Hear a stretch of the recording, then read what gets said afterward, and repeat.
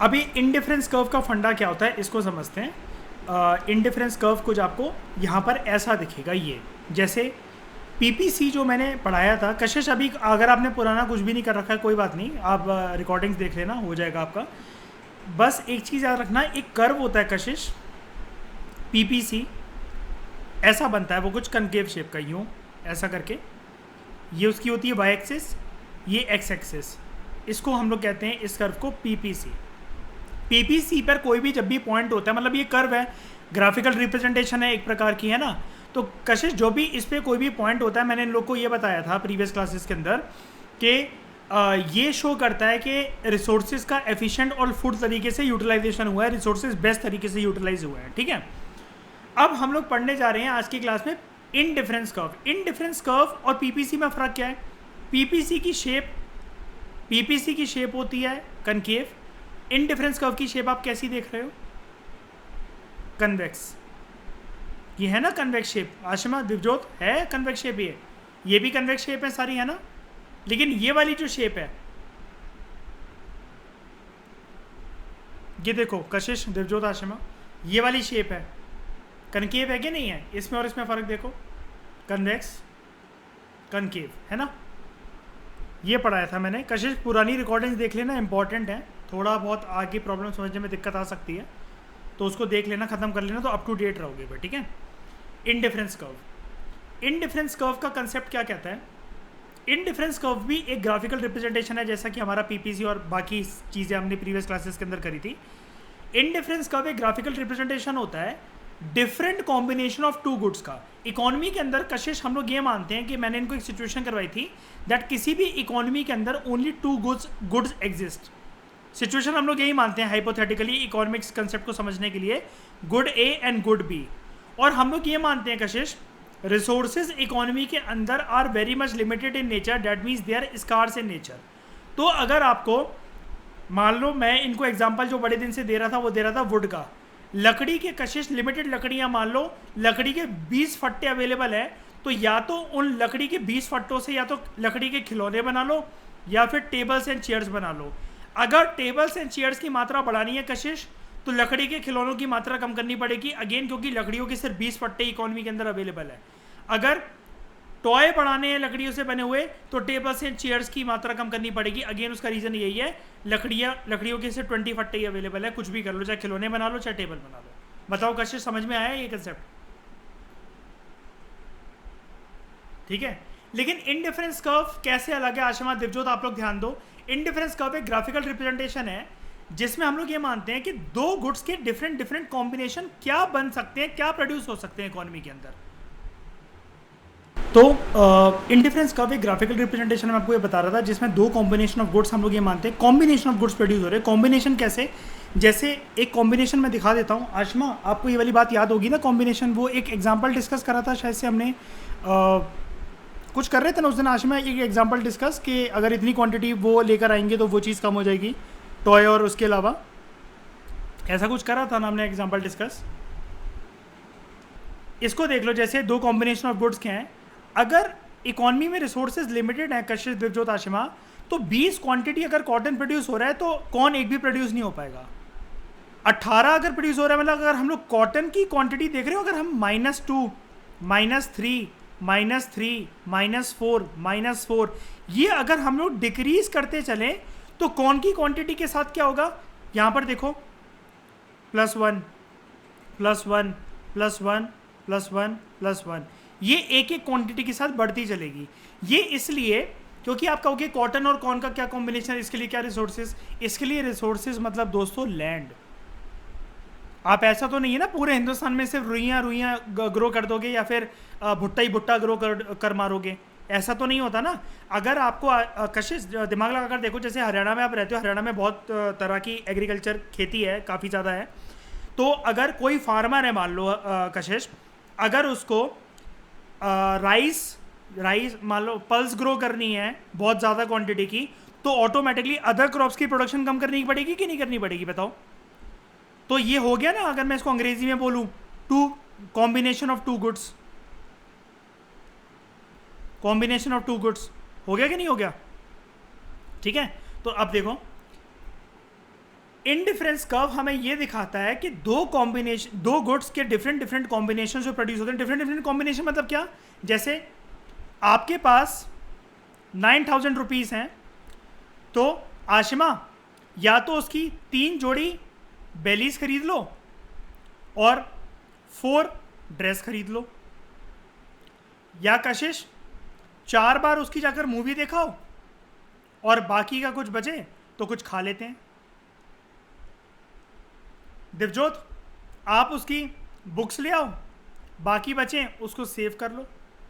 Combination कुछ भी हो सकता है ना, कि अगर जैसे मतलब मान लो आशिमा ये भी तो कर सकती थी, एक बेली खरीदी, एक जोड़ी ड्रेस खरीदी, बाकी उसने सेव कर लिए कि नेक्स्ट मंथ और जब मेरे पास 9,000 आएंगे तो अभी कौन सा मैं 3-3 जोड़ी बेली पहन के आया, एक साथ सारी ड्रेस लाकर मैंने कहीं जाना है, धीरे धीरे करके अपना कलेक्शन बढ़ा लूंगी, है ना।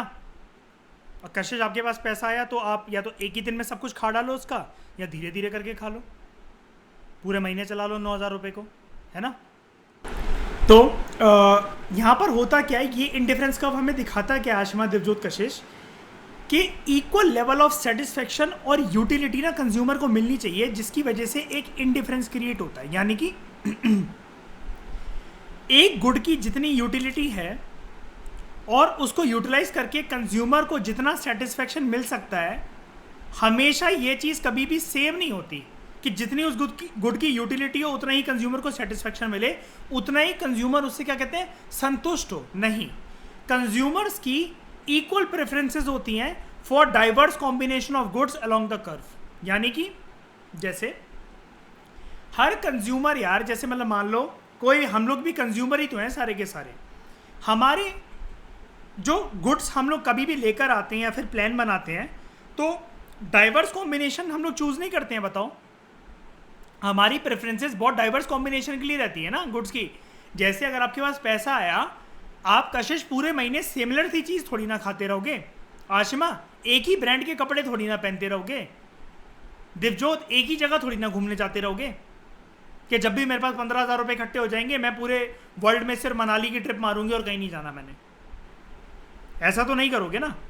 तो consumers have equal preferences for diverse combination of goods along the curve. अभी समझ में आ जाएगा, जब अलग अलग इंडिफरेंस कर्व्स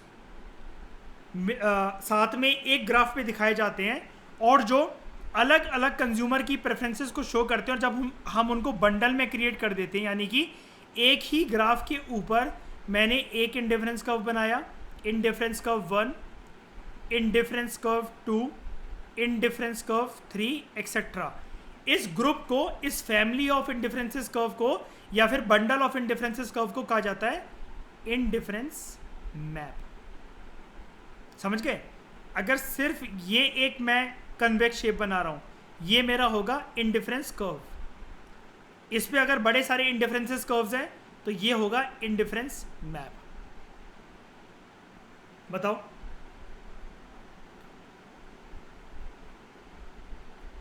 समझ में आया ये वाला कंसेप्ट? वैसे बताओ दिवजोत और आशिमा, आप लोगों को समझ में आया अभी तक जितना पीपीसी, एमआरटी, अपॉर्चुनिटी कॉस्ट जितना कर चुके हो उसके हिसाब से समझ में आया?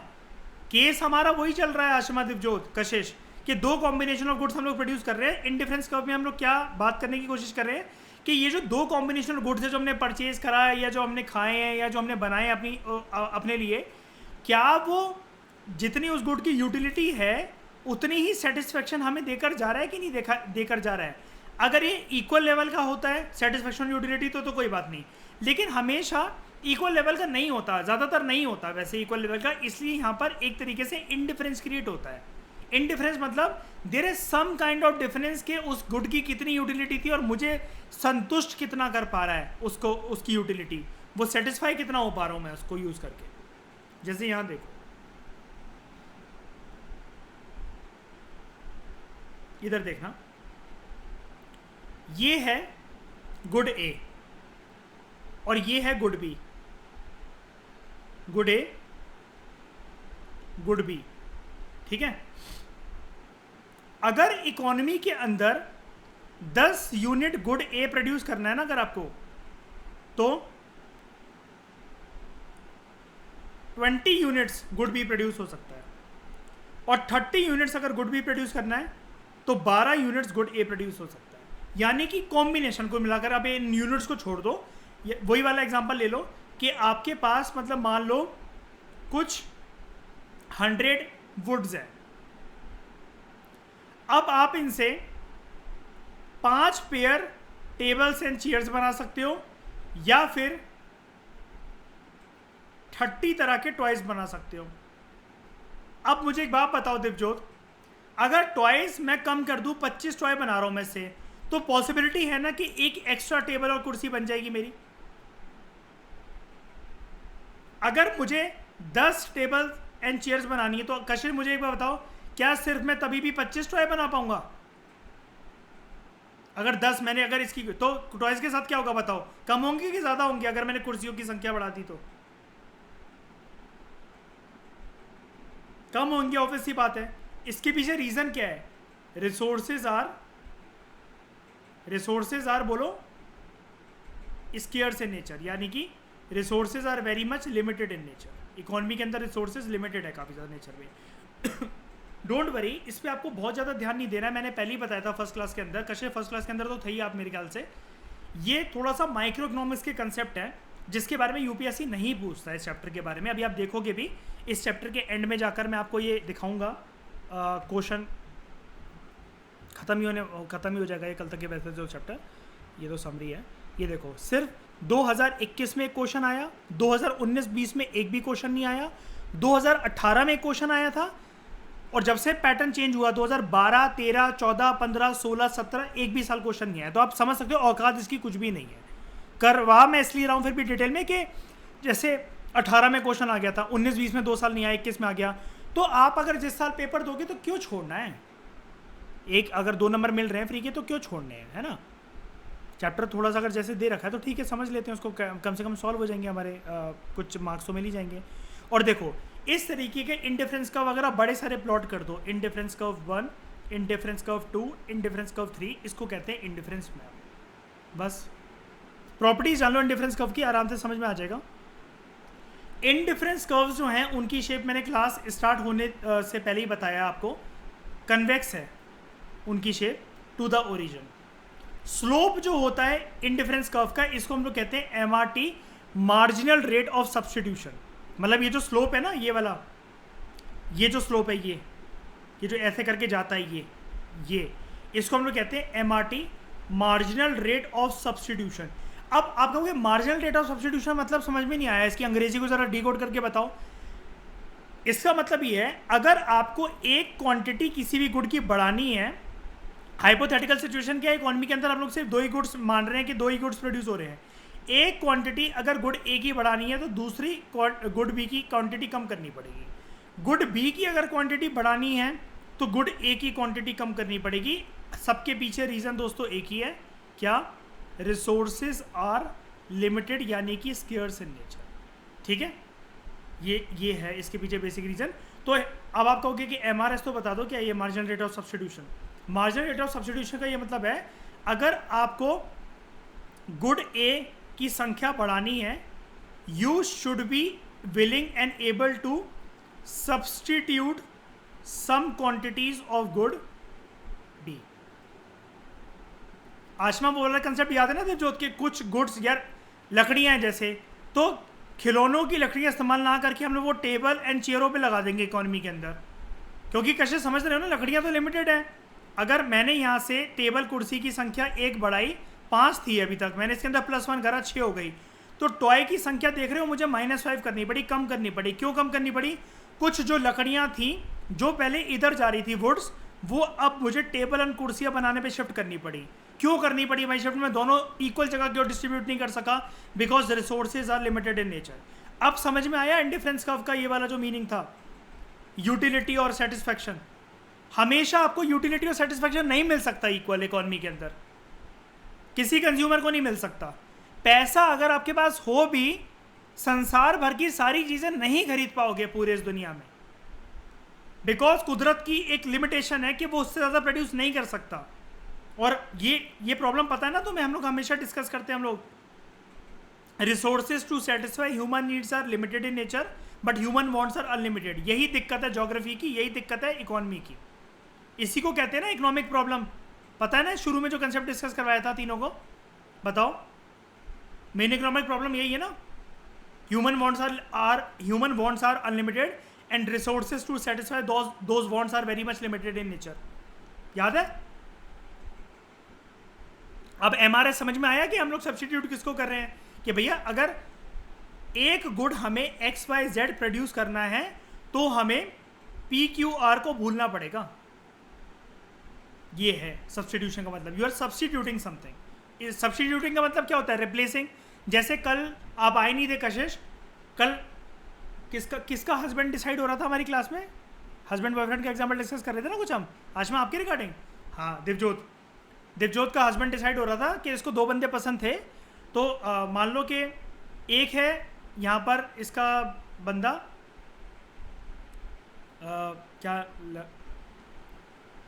एक इसके बंदे का नाम है कशिश पोपटलाल, ठीक है, एक मोटूलाल। अब इसे दोनों पसंद हैं, लेकिन पोपटलाल के पास बहुत ज़्यादा पैसा है, मोटूलाल लुक्स में बहुत ज़्यादा स्मार्ट है। दिवजोत ने चूज करा कि मुझे लुक्स के साथ जाना है, तो भैया 2 टाइम की वो रोटी भी पूरी नहीं खिला पाएगा, सिर्फ एब्स देख सकती है उसके अच्छे से। अब इसके दिमाग में ये आ रहा है जैसे हर चीज़ को सेक्रीफाइस करने की ना कॉस्ट आती है। कल हमने उसको पढ़ा था कशिश, उसी को कहते हैं अपॉर्चुनिटी कॉस्ट। अगर इसने पोपटलाल को सेक्रीफाइस करा है, मतलब कि यार पोपटलाल से शादी नहीं करी, तो उसने सेक्रीफाइस क्या करा है? क्या भूलना पड़ा है इसको? पैसा। तो इक्वल लेवल ऑफ सेटिस्फेक्शन और यूटिलिटी कभी नहीं मिल सकती किसी कंज्यूमर को। समझ रहे हो कशिश? आप तो जानते ही हो रिलेशनशिप में हर किसी को मुकम्मल जहाँ नहीं मिलता कि पर्सन देखने में भी स्मार्ट हो, रिस्पेक्ट भी दे, केयर भी करे, पैसा भी खर्च करे, है ना, और आप उसे जम कर भाई मतलब बजा दो अच्छे से क्रिकेट बैट की तरह, है ना, और बस सहन भी कर जाए। हर क्वालिटी आपके रिगार्डिंग नहीं मिलेगी आपको, है ना, किसी को नहीं मिलती। अब अगर लेकिन वो पोपटलाल से शादी कर लेती तो मैंने डिस्कस करा था कि इसके पास पैसा बहुत ज़्यादा होता, है ना, ऑफेंड नहीं होना किसी को भी, सुनने वालों को भी और जो मेरी क्लास में उनको भी, ठीक है, पैसा बहुत ज़्यादा होता। लेकिन फिर जब शादी का एल्बम कशिश इसका रिलीज़ होता तो बगल में सुअर खड़ा होता है एक बगल में, है ना, वो वाली बात आ जाती है कि कहीं वो ले जाने लायक नहीं होता। ये सबको मना कर देती, नहीं हम नहीं आ सकते, अभी मेरी तबीयत ख़राब है। क्यों? क्योंकि हस्बैंड का थोबड़ा नहीं दिखवाना चाहती किसी को, पैसा बहुत है जी। लेकिन प्रॉपर्टीज़ क्या है इंडिफरेंस कर्व की? इंडिफरेंस कर्व कन्वेक्स होते हैं ओरिजिन से। स्लोप जो होता है इंडिफरेंस कर्व का उसको मार्जिनल रेट ऑफ सब्स्टिट्यूशन कहते हैं। इंडिफरेंस कर्व डाउनवर्ड मूवमेंट में स्लोप करता है।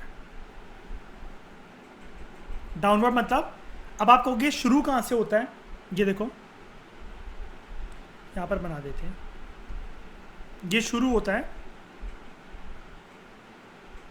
यहाँ से, शुरू होता है यहाँ से, मतलब ऊपर से यहाँ पर आता है, ठीक है। इसका मतलब पॉइंट ए से शुरू होता है, पॉइंट बी तक जाता है। कभी भी ऐसा नहीं जाता है, ऐसे मत बोलते ना इसको कि यहाँ से जाता है। कन्वेक्स शेप हमेशा ऐसे बनती है और कॉन्केव शेप हमेशा ऐसे बनती है। इसका मतलब जो भी, जैसे पीपीसी था ना आशमा दिवजोत कशिश, तो वो भी ऐसे ही था, पॉइंट ए से ऐसा जाता है पॉइंट बी तक, यहाँ तक, ठीक है। हायर इंडिफरेंस कर्व इंडिकेट करता है कि कंज्यूमर को हायर लेवल ऑफ सेटिस्फेक्शन मिली है। इसका मतलब देख लेते हैं, इसका मतलब क्या है।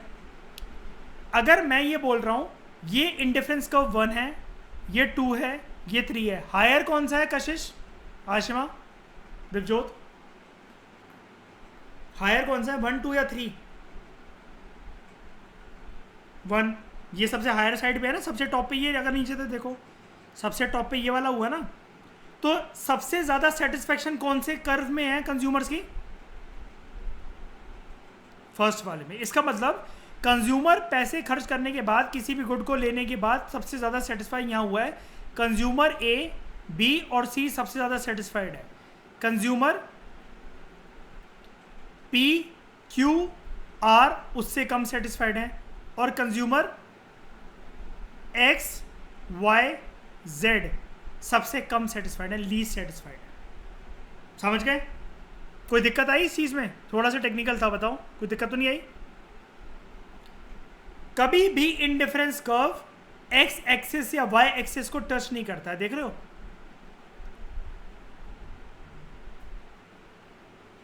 ये या ऊपर ही देख लो, रियल देख लो, ये देखो टच नहीं कर रहा है। चाहे आप इसकी बात कर लो या आप इस वाले की बात कर लो, इन तीनों की बात कर लो, ये देखो टच नहीं कर रहा है ये, ना एक्स एक्सिस को ना वाई एक्सिस को। दो इंडिफरेंस कर्व कभी भी आपस में इंटरसेक्ट नहीं करते हैं, या फिर इस लाइन को दूसरी तरीके से भी लिखा जाता है, two indifference curves never intersect each other, या फिर two indifference curves are always parallel to each other. एक ही बात है, ऑब्वियस बात है, कोई भी चीज़ जो पैरेलल होती है वो कभी इंटरसेक्ट नहीं करती। जैसे देख रहे हो ये एक बना indifference curve 1, indifference curve 2, indifference curve 3, indifference curve 4, parallel है, टच नहीं करते, इंटरसेक्ट नहीं करते आपस में। इसको देखो,